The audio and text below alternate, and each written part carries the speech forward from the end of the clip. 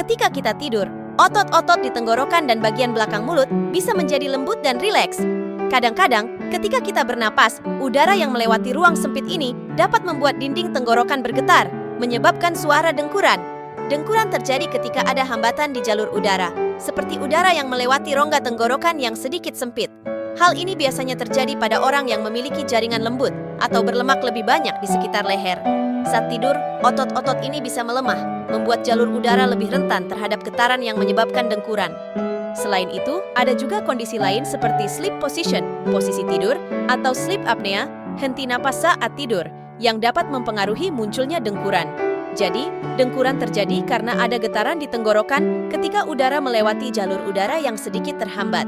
Ini adalah salah satu hal umum yang terjadi saat tidur dan biasanya tidak berbahaya, tetapi kadang-kadang bisa menjadi tanda adanya masalah tidur atau kesehatan lainnya yang perlu diperhatikan.